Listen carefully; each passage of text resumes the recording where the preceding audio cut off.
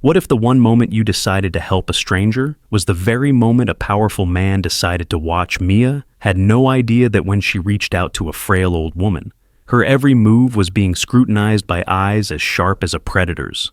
But what she couldn't see was who was watching. And when he finally steps out of the shadows, her life will never be the same.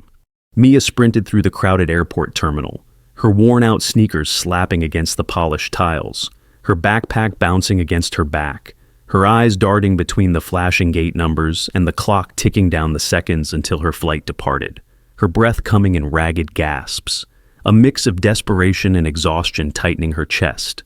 And just as she veered around a corner, she nearly crashed into an elderly woman struggling to drag a suitcase twice her size. The woman's frail hands shaking as she tugged and yanked, her knuckles white against the leather handle. "Excuse me, dear," the woman said, her voice soft, apologetic, her glasses slipping down her nose.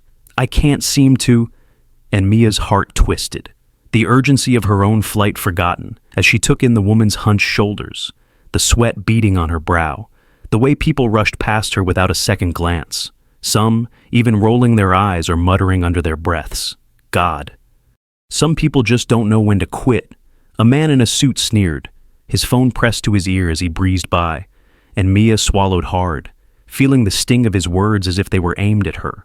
Then she shook her head, stepped forward, forced a smile. "Here, let me help you," she said, reaching for the suitcase, her fingers brushing against the old woman's trembling hand. "Oh, bless you," the woman said, her eyes wide and glassy.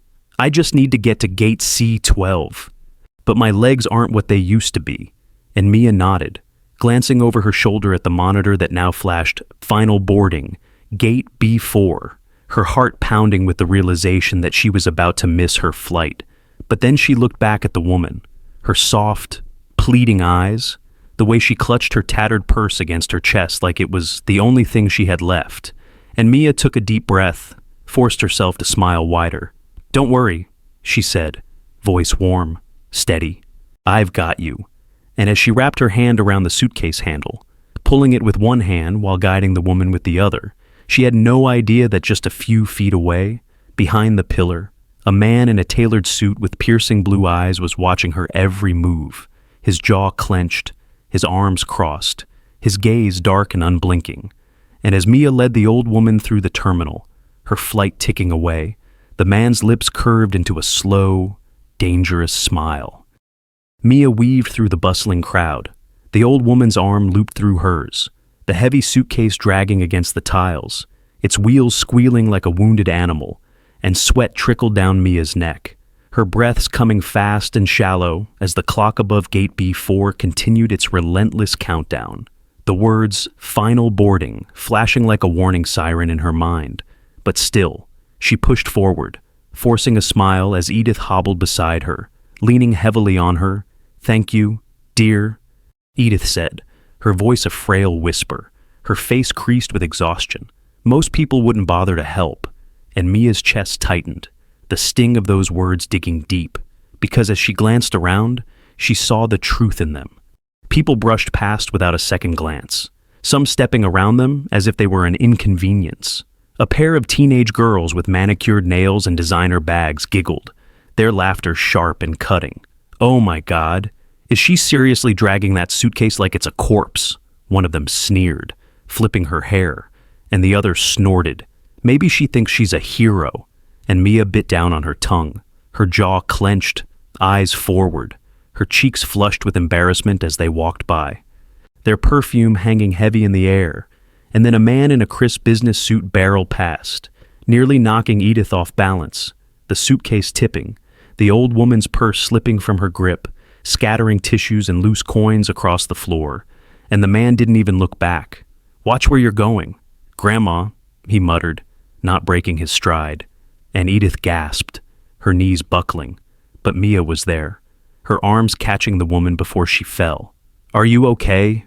Mia asked, her voice gentle, her hands steady as she crouched down, gathering the fallen coins, the crumpled tissues, the photograph that had fluttered to the floor. A young boy with a crooked smile, a woman's arm draped protectively around him. "Is this your grandson?" Mia asked, handing the photo back, but Edith just stared at the picture, her eyes filling with tears. "My son," she whispered, voice breaking, and Mia's heart twisted, the weight of that single word settling heavy between them. And just then, a sharp laugh echoed nearby, and Mia's head snapped up to see a girl in a hot pink jumpsuit filming them with her phone, the camera lens glinting like a knife. "Look at this," the girl said, her voice dripping with false sweetness. A wannabe Mother Teresa trying to save a poor old woman in the middle of the airport. "Can we say desperate?" And the comments flashed across the screen, emojis and laughing faces flooding in, and Mia swallowed hard, her cheeks burning, her hands still clenched around the suitcase handle, and just a few feet away, leaning against a pillar with a cold, unreadable expression. The man with the piercing blue eyes watched it all unfold, his gaze fixed on Mia, his jaw tight, fists clenched at his sides, as though every cruel word was a blow landing directly on him. The airport terminal buzzed with whispers and stares, eyes flicking toward Mia and Edith as the girl in the hot pink jumpsuit kept filming, her phone angled to capture Mia kneeling on the floor, gathering the scattered coins, her hands shaking, her cheeks flushed. "Come on, sweetheart, give us a little smile," the girl cooed, her voice dripping with mockery as she zoomed in on Mia's flushed face. "You're a real saint, aren't you? Helping poor old ladies for attention?" And the comments flooded in, laughing emojis, snarky quips, a relentless cascade of ridicule that twisted Mia's stomach into knots. But she kept her head down, jaw clenched, forcing herself to keep picking up the coins, one by one, as Edith stood there, eyes downcast, shoulders slumped, clutching the photograph of her son like it was the last solid thing in a world that had just turned vicious.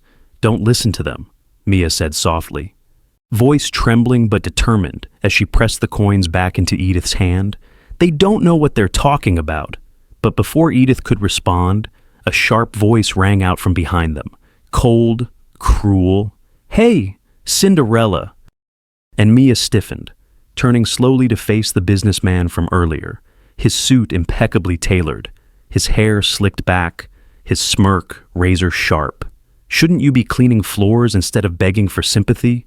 He sneered, arms crossed, and the people around them laughed, some snapping photos, others pretending not to notice but their eyes gleaming with morbid fascination. And Mia's throat burned, her nails digging into her palms. "I'm just trying to help," she said, her voice cracking. But the man just snorted, stepping closer, his cologne overpowering. "Help," he echoed, leaning down so close she could see the gold tooth glinting in his smug grin. "Looks more like you're trying to steal her wallet." And Edith gasped, clutching her purse tighter, eyes widening with panic. "No," Mia said, shaking her head, her heart pounding. "I would never." But the man laughed, loud and booming, a sound that echoed through the terminal like a gavel striking down judgment. "Yeah, right," he said, straightening up, glancing around at the onlookers. "Because women like you always have such pure intentions, don't they?" And the girl in the hot pink jumpsuit kept filming, her lips curled in a smug grin. "Oh my God, I can't wait to upload this," she whispered, her eyes shining. And just then, a security guard appeared, his brow furrowed. His eyes narrowed as he looked from Mia to Edith to the businessman. "Is there a problem here?" he asked, voice firm.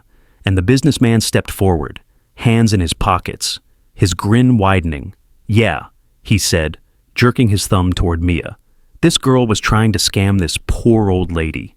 And the security guard's gaze swung to Mia, his eyes cold and hard. "Is that true?" he demanded. And Mia's pulse thundered in her ears, her vision blurring as tears stung her eyes, her voice cracking as she shook her head. "No, I was just..." But before she could finish, Edith's knees buckled, her purse slipping from her grasp as she swayed, eyes rolling back, and Mia gasped, catching her just as the old woman's body went limp, her face ashen, her breathing shallow, and the businessman took a step back, eyes widening, his smug grin evaporating. What the hell? And in the chaos, In the crowd that now surged forward, phones snapping, voices shouting, the man with the piercing blue eyes pushed off the pillar, his jaw clenched, his eyes blazing, and began to move toward them with the force of a storm about to break. Mia's heart pounded like a drum as she cradled Edith's limp body in her arms, the old woman's skin cold and clammy, her eyelids fluttering, breath shallow. "Help!" Mia cried, her voice cracking as she looked up, but the crowd just stood there, staring, phones raised, capturing the moment like it was a show, not a crisis. And the businessman in the suit took another step back, his face twisted in disgust. "Someone call an ambulance," he muttered, but he didn't move, didn't reach for his phone, didn't do anything but stand there, arms crossed, jaw clenched, as if distancing himself from the scene would erase his guilt. And the girl in the hot pink jumpsuit still filmed, her phone shaking as she zoomed in on Mia's tear-streaked face. "Oh my God, she totally killed her," she whispered, her eyes wide with glee, and Mia's fists clenched, her nails digging into her palms, fury and fear colliding inside her as she screamed, "Stop filming and get help." But the girl just laughed. "Relax, Mother Teresa, the cops will handle it." And Mia's blood ran cold, her vision blurring as the security guard stepped forward, his eyes cold, hard, unforgiving. "Ma'am," he said, voice stern, "I need you to step away from the victim."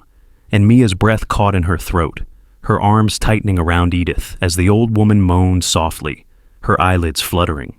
"No," Mia said, shaking her head. "She needs help. She needs a doctor." But the guard's jaw tightened, his hand moving toward the radio on his belt. "Now," he said, and just as Mia opened her mouth to protest, a shadow fell over them, a dark, looming presence that sent a chill through the air. "What the hell is going on here?" The voice was deep, sharp, commanding, and the crowd parted as a tall man in a black suit strode forward, his blue eyes blazing, his jaw clenched, his presence so intense it felt like the temperature dropped 10 degrees. And Mia looked up, her heart stuttering, her breath catching, because standing above her was the man who had been watching the entire time, his expression a mask of barely contained fury. "Get away from her!" He snapped at the security guard, and the guard's mouth fell open, his hand dropping from his radio. "Sir, I—" But the man's eyes flashed like lightning.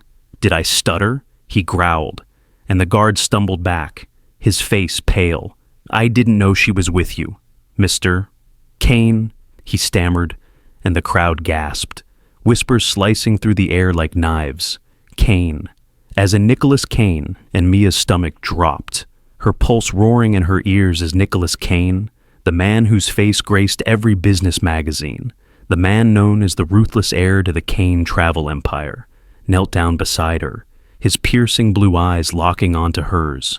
"Are you okay?" he asked, voice low, urgent, and Mia's mouth opened, but no words came out, because the world was spinning. Edith still unconscious in her arms, Nicholas Kane's powerful presence like a wall of fire and ice, and in that moment, as his eyes bore into hers, Mia felt the ground shift beneath her, like the world she knew was about to collapse, and the truth she couldn't yet see was about to tear it all apart. Nicholas's jaw clenched as he lifted Edith from Mia's arms, cradling his mother against his chest like she was made of glass, his expression fierce, eyes dark as a storm. "Mom," he whispered, his voice raw, fingers trembling as he brushed a strand of hair from her forehead.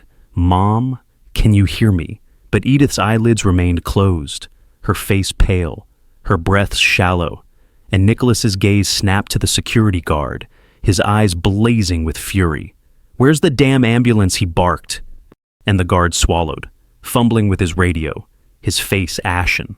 "They're on their way, sir," he stammered, sweat beading on his brow, and Nicholas's nostrils flared, his jaw tight as he glared at the businessman still standing there, eyes wide, hands raised.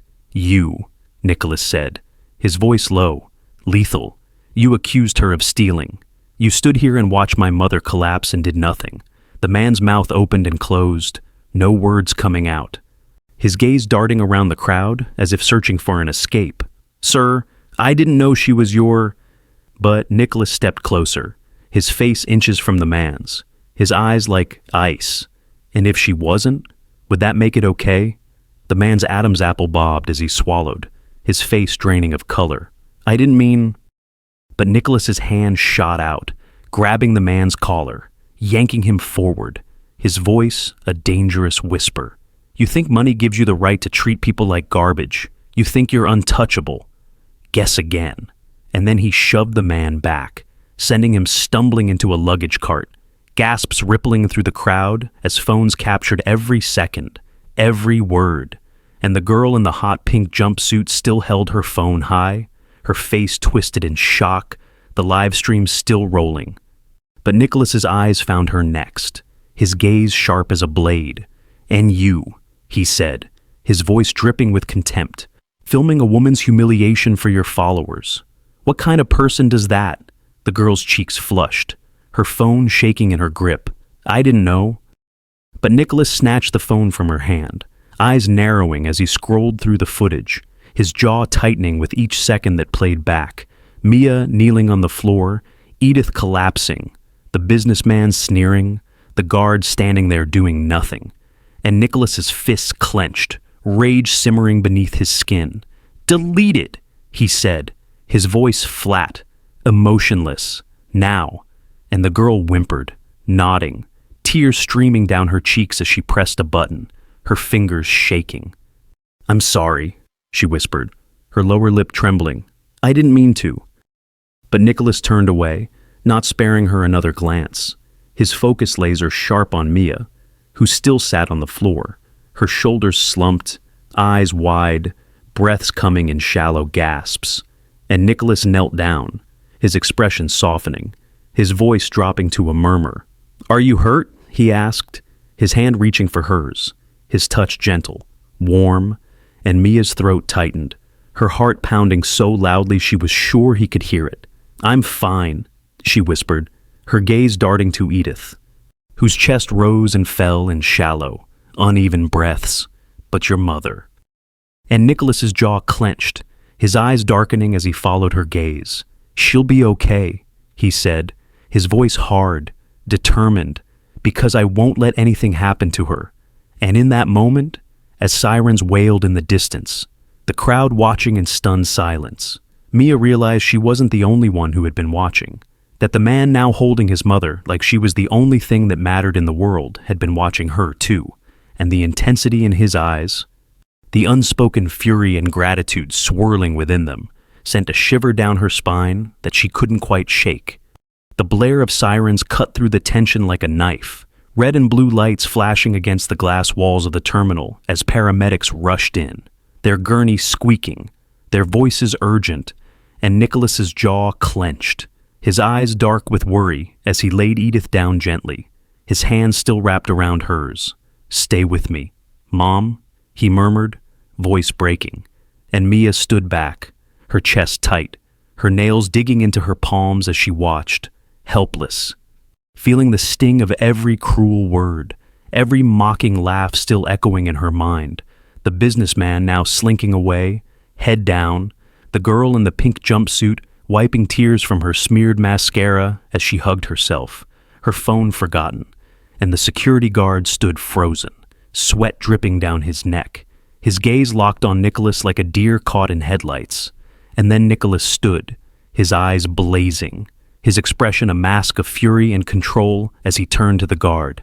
"You," he said, his voice deadly calm, each word a razor slicing through the air. "You watched her collapse and did nothing." The guard swallowed, his Adam's apple bobbing.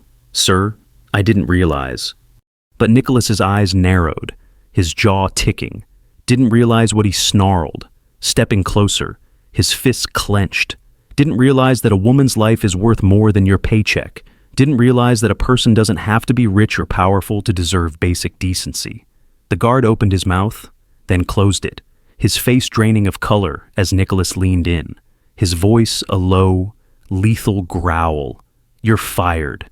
And the guard's eyes widened, his mouth falling open. "Sir, please. I need this job." But Nicholas just shook his head, his gaze icy. "You needed this job 5 minutes ago when my mother was lying unconscious at your feet."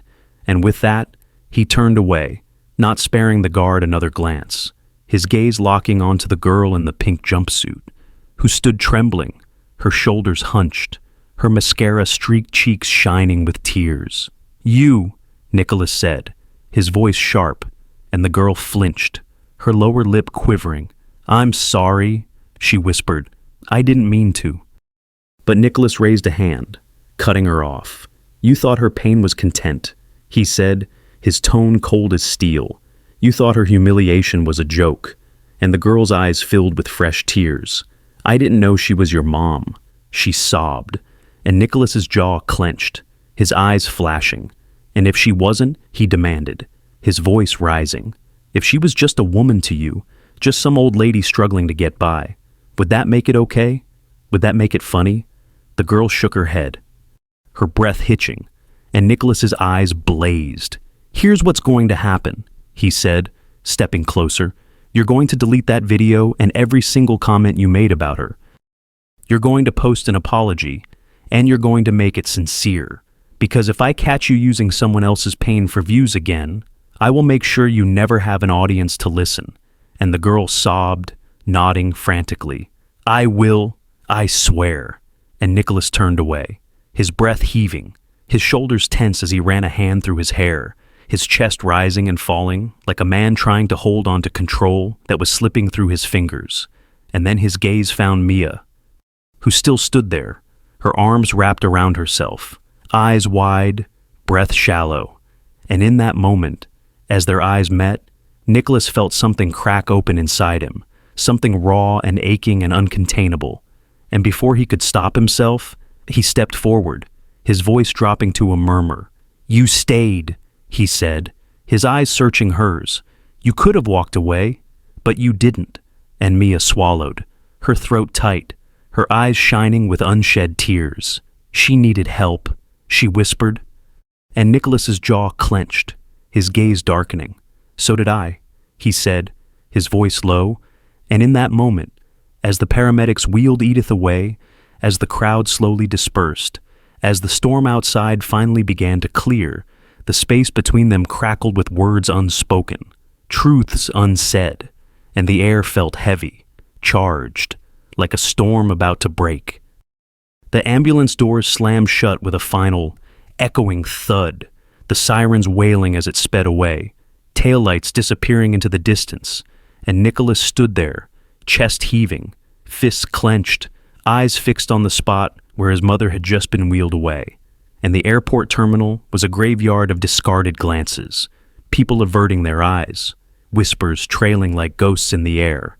But Nicholas didn't move, didn't blink, his jaw tight, his breath coming in sharp, ragged bursts.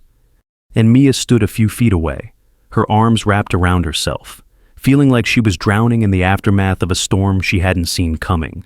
And then Nicholas turned, his gaze zeroing in on her, fierce and unrelenting. "Come with me," he said, voice like a command. And before she could respond, he was already moving, striding through the crowd with the force of a man who owned every inch of space he walked through, and Mia's legs moved before her brain did. Trailing after him as he pushed open the glass doors to a private lounge, his eyes dark, his expression unreadable. "Sit," he said, pointing to a plush leather chair, and Mia obeyed, her hands twisting in her lap, her pulse thrumming in her ears as Nicholas paced the length of the room, his hands raking through his hair, his jaw clenched. "You could have walked away," he said suddenly, his back to her, his voice low and raw. "You could have left her there, ignored her like everyone else. But you didn't." And Mia swallowed, her throat tight. "She needed help," she said softly. And Nicholas spun around, his eyes blazing. "And you gave it," he said, his voice cracking. "You gave it when everyone else stood there and did nothing. When they filmed it, when they laughed." And his fists clenched at his sides, his chest rising and falling like a man trying to breathe through the weight of a world collapsing in on him. "Do you have any idea what that means to me?" he asked, stepping closer, his gaze fierce. Do you have any idea what it feels like to watch your mother collapse while people mock her, while they point and laugh and do nothing, and Mia's eyes filled with tears, her vision blurring as she shook her head? I just couldn't stand there and do nothing, she whispered, her voice breaking, and Nicholas's expression softened, the hard lines of his face melting into something raw and vulnerable. Thank you, he said, his voice rough, his eyes shimmering. Thank you for being the only decent person in that entire godforsaken airport. And before Mia could respond, the door swung open and a man in a sharp black suit stepped in, his eyes darting between them, his expression tense. Mr. Kane, your mother is stable, he said, and Nicholas's shoulders sagged, a shaky breath escaping his lips. Thank God, he whispered, his eyes closing for a beat, and Mia's chest loosened, her own breath rushing out in relief. But then the man continued, his voice tightening. She's asking for you, and for Mia. And Mia's heart stopped, her eyes widening. Me, she whispered, her voice barely a breath, and Nicholas's gaze snapped to hers, his eyes dark and searching. She wants to see you, he said, his voice soft.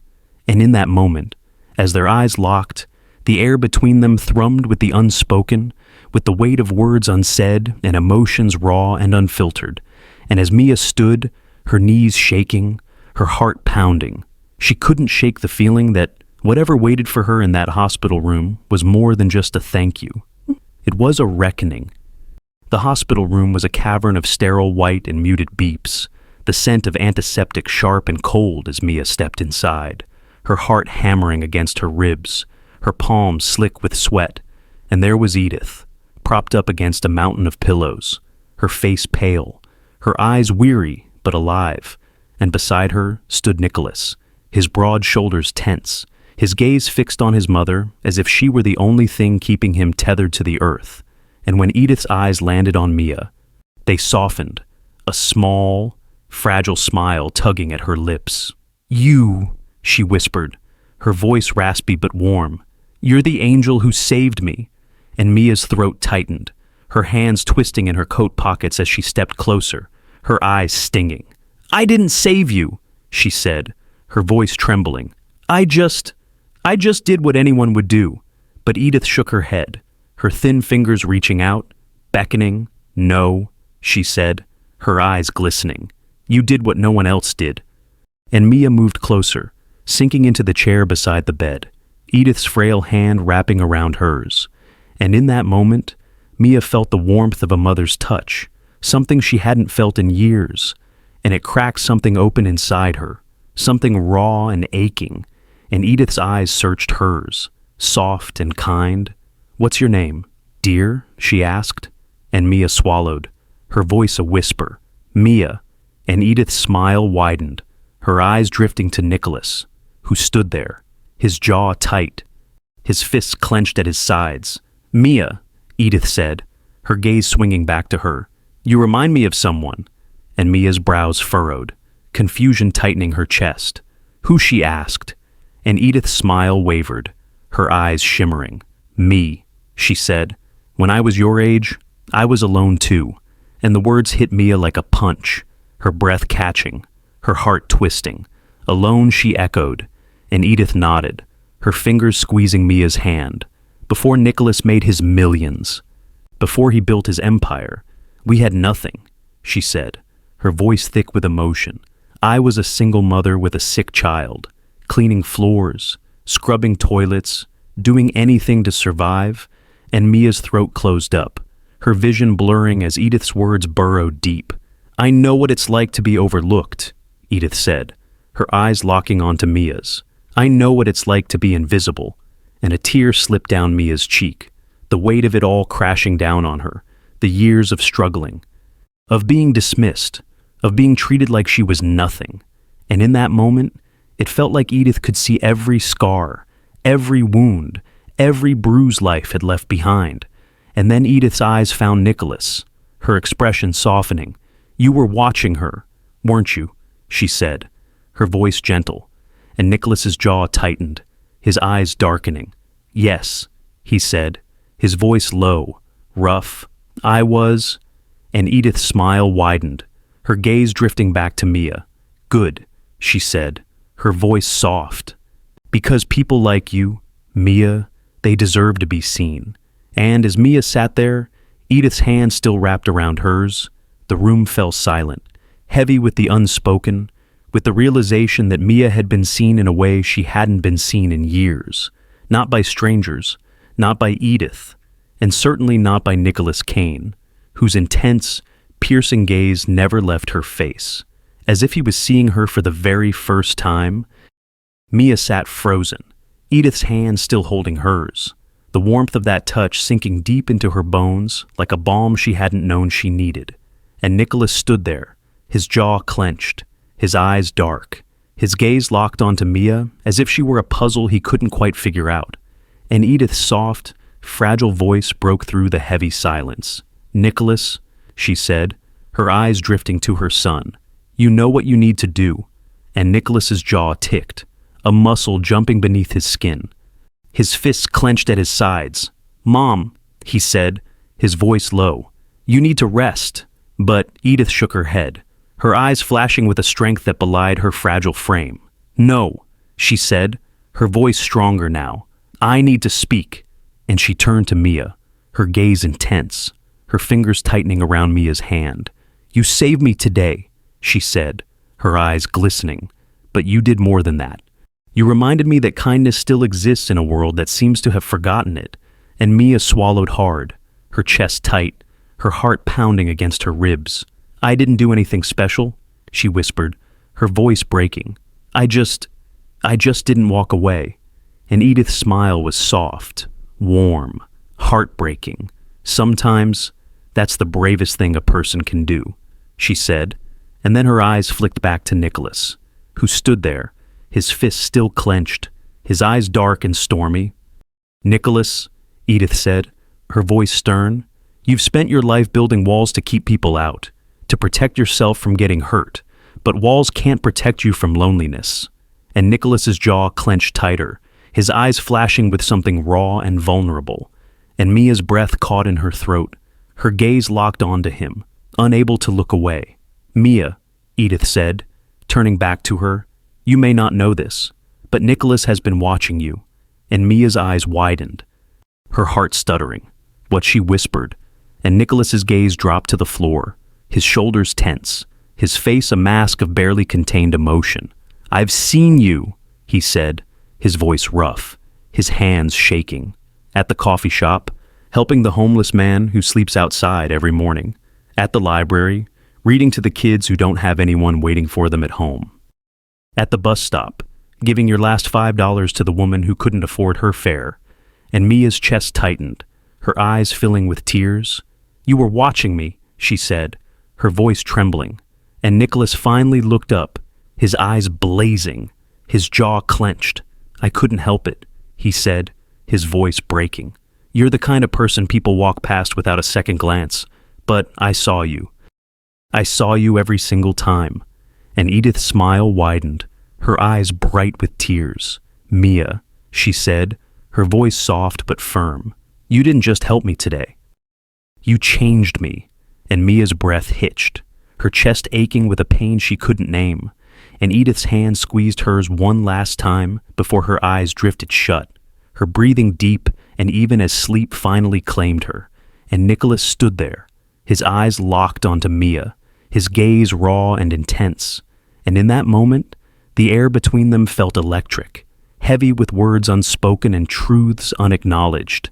And Mia's heart pounded, her skin tingling, because she suddenly realized that the storm wasn't over. It was only just beginning. The air in the room was thick, heavy, each second stretching like an eternity as Mia sat there, Edith's hand still warm in hers, Nicholas standing like a statue, his jaw clenched, his eyes burning into her with a gaze so intense it felt like it could shatter glass. And Mia's heart raced, her pulse a wild drumbeat in her ears, the weight of everything he said crashing down on her like a tidal wave, the way he had seen her when no one else had, the way he had watched her without her knowing. And now, every moment, every small act of kindness replayed in her mind like scenes from a movie, scenes she hadn't realized had an audience, and she swallowed hard, her throat tight, her palms damp as she slowly pulled her hand from Edith's, her gaze dropping to the floor. "I should go," she said, her voice barely a whisper, and Nicholas's eyes flashed, his jaw tightening, his fists clenching at his sides. Why, he said, his voice sharp, raw. "Why would you go?" And Mia's breath hitched, her nails digging into her palms as she stood, forcing her legs to move even though they felt like they were made of lead. "Because," she said, her voice shaking, "you say you saw me, but you don't really know me." And Nicholas's brows furrowed, his expression darkening. "Mia," he said, taking a step forward, his voice dropping to a low, rough murmur. "I know you more than you think." And Mia's heart pounded, her eyes burning. "You only saw the good things," she said, her voice cracking. "You didn't see the bad. You didn't see the nights I cried myself to sleep because I had no one. You didn't see the days I went without eating so someone else could."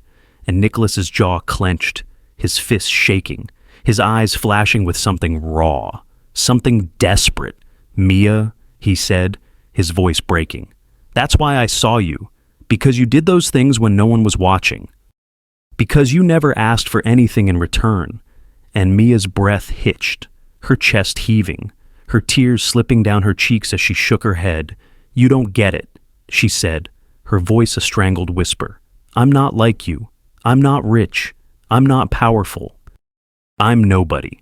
And Nicholas's eyes blazed, his jaw tight, his fists clenched, and in 2 strides, he closed the distance between them, his hand reaching out, his fingers brushing her cheek, his touch warm, gentle, like a lifeline. "Don't say that," he said, his voice fierce, his eyes locked onto hers. "You're not nobody. You're the one person in this world who saw my mother as more than just a rich old lady. You're the one person who did the right thing when everyone else turned away." And Mia's breath caught, her skin tingling where his fingers touched, her heart racing as his eyes bore into hers, dark and intense and filled with something that made her knees weak. "You're not nobody," Nicholas said, his voice soft, his thumb brushing away a tear. "You're everything." And in that moment, the world fell away.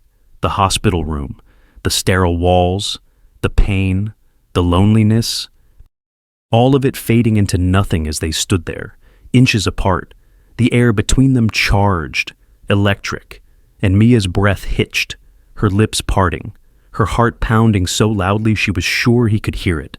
And then, without another word, Nicholas leaned in, his forehead resting against hers, his breath warm against her skin, his eyes closing as he whispered, "Stay." And in that moment, Mia knew that she wasn't invisible anymore, that she had been seen, truly seen, and that, for once in her life, she didn't have to walk away. The world is full of eyes, watching, judging, waiting. But what happens when the one person watching you has the power to destroy or save everything you are? Mia's kindness was a spark that ignited a wildfire of consequences. And now, as she stands in the aftermath, one question remains. When the eyes of the powerful are on you, will they see the real you, or will they burn you to the ground?